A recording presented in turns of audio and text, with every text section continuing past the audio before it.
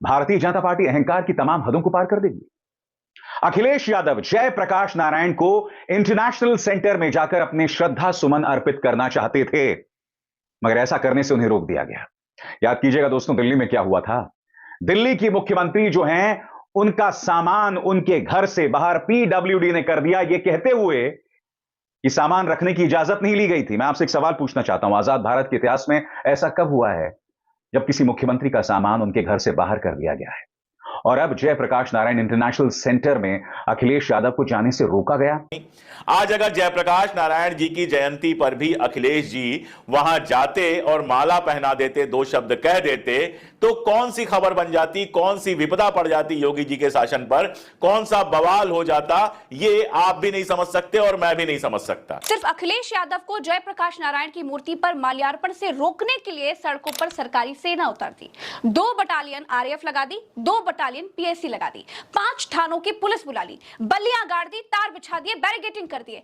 एक हिसाब से अखिलेश यादव को हाउस अरेस्ट कर लिया गया। मतलब तमाशे की हद यह है कि जो पत्र जारी किया गया है, जिस वजह से अखिलेश जी को वहां नहीं जाने दिया जा रहा है, उस पत्र को आप पढ़ेंगे तो आप अपना सर पीट लेंगे, हंसेंगे कि अधिकारियों को हो क्या गया है। कहा जा रहा है कि बरसात का मौसम चल रहा है, कीड़े मकोड़े वहां पर घूम रहे हैं, वहां चीजें अव्यवस्थित हैं, तो जाने में अखिलेश जी को खतरा हो सकता है। जयप्रकाश नारायण वो हैं जिन्होंने संपूर्ण क्रांति का नारा दिया और इंदिरा गांधी की सरकार गिरा दी। क्या सरकारें गिरा देने वाले समाज सेवक जयप्रकाश नारायण की जयंती पर भाजपा सरकार इतना भयभीत हो गई, इतनी डर गई कि माल्यार्पण तक रोक लगा दी गई? आप कह रहे हैं आजादी का अमृत काल चल रहा है और आजादी की लड़ाई में हिस्सा लेने वाले जयप्रकाश नारायण को श्रद्धांजलि देने में आपको खुद भी दिक्कत है और अखिलेश यादव जब वहां जाना चाहते हैं उससे भी दिक्कत है। दोस्तों नमस्कार। लखनऊ में जयप्रकाश जयंती पर अखिलेश यादव को हाउस अरेस्ट किया गया है। जयप्रकाश की जयंती मनाने से उन्हें रोक दिया गया है। प्रशासन ने अखिलेश यादव के घर पर ही बैरिकेडिंग करके उन्हें हाउस अरेस्ट जैसा उनके साथ व्यवहार किया गया है।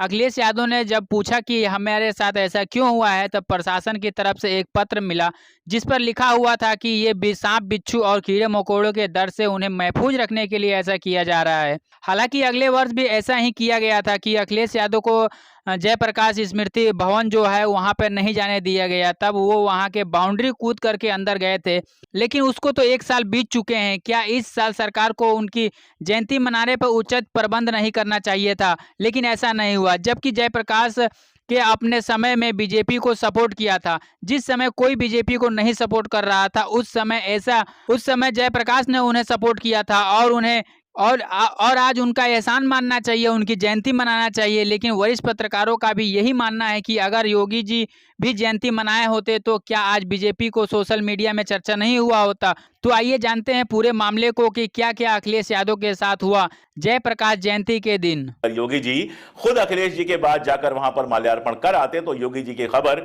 गोदी मीडिया ज्यादा बढ़ा चढ़ाकर दिखाता, लेकिन यूपी के अधिकारी ऐसा लगता है कि अपने ही मुख्यमंत्री की भद्द पिटवाने पर लगे हुए हैं।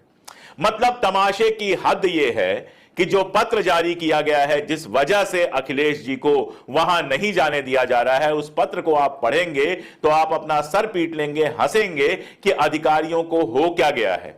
कहा जा रहा है कि बरसात का मौसम चल रहा है, कीड़े मकोड़े वहां पर घूम रहे हैं, वहां चीजें अव्यवस्थित हैं, तो जाने में अखिलेश जी को खतरा हो सकता है।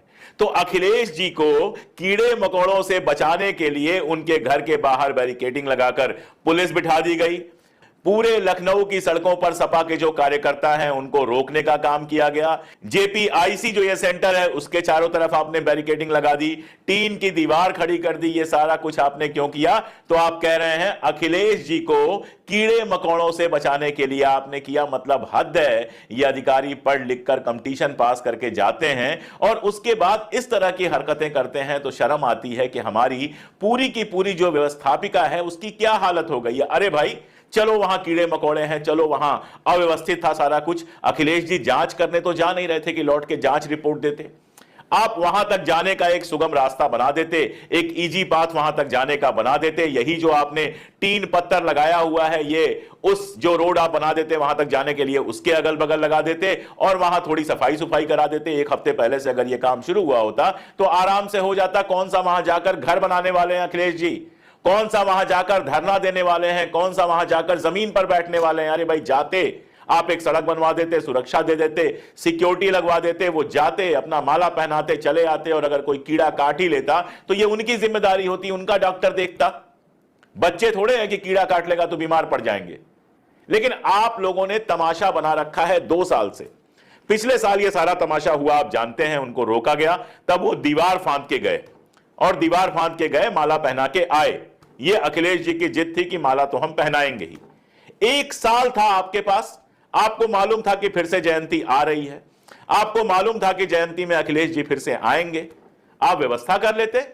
1 साल तक हाथ में हाथ रख के बैठे रहे, इंतजार करते रहे कि फिर 11 अक्टूबर आए और फिर अखिलेश को रोकने के लिए जो चाहे आप वो करें। ये जो तमाशा आपने बना के रखा हुआ है उत्तर प्रदेश में कि आप माला नहीं पहना सकते हैं जयप्रकाश जी को। जयप्रकाश जी समाजवादी आंदोलन के बड़े नेता हैं। 1977 में जब कांग्रेस की सरकार इमरजेंसी के बाद गई थी और नई सरकार बनी थी, तो उसके पूरे के पूरे इंजीनियर अगर कोई थे तो वो जयप्रकाश नारायण थे। बल्कि भारतीय जनता पार्टी वालों को तो जयप्रकाश नारायण का आभारी होना चाहिए कि उन्होंने उनको अपने साथ लिया सारे विरोध के बावजूद। उसके पहले कोई भारतीय जनता पार्टी से चिपकता नहीं था, जनसंघ थी तब। पहली बार जनसंघ को विपक्ष के साथ शामिल किया, जिसकी वजह से वो एक नेशनल पार्टी के रूप में उभर सकी। भारतीय जनता पार्टी अहंकार की तमाम हदों को पार कर देगी। अखिलेश यादव जयप्रकाश नारायण को इंटरनेशनल सेंटर में जाकर अपने श्रद्धा सुमन अर्पित करना चाहते थे, मगर ऐसा करने से उन्हें रोक दिया गया। याद कीजिएगा दोस्तों, दिल्ली में क्या हुआ था। दिल्ली की मुख्यमंत्री जो हैं, उनका सामान उनके घर से बाहर पीडब्ल्यूडी ने कर दिया, यह कहते हुए कि सामान रखने की इजाजत नहीं ली गई थी। मैं आपसे एक सवाल पूछना चाहता हूं, आजाद भारत के इतिहास में ऐसा कब हुआ है जब किसी मुख्यमंत्री का सामान उनके घर से बाहर कर दिया गया है? और अब जयप्रकाश नारायण इंटरनेशनल सेंटर में अखिलेश यादव को जाने से रोका गया। ये देखिए, आज सुबह उनके घर के बाहर उत्तर प्रदेश पुलिस का क्या हुजूम उमड़ पड़ा था, पूरे स्क्रीन पर देखिए दोस्तों। यह सब इसलिए किया गया ताकि आज अखिलेश यादव जो हैं वो जयप्रकाश नारायण इंटरनेशनल सेंटर ना जा सकें। एक तरफ पुलिस ये सब करने से उन्हें रोक रही थी, दूसरी तरफ समाजवादी पार्टी का जो काडर है वो वहां पर मौजूद था, उसका पूरा लाव लश्कर वहां मौजूद था, पूरा हुजूम वहां मौजूद था। अपने आप में तस्वीर जो है भारतीय जनता पार्टी के लिए बहुत अच्छी नहीं है। भारतीय जनता पार्टी सरकार ने अपनी तरफ से यह बहाना जारी किया है।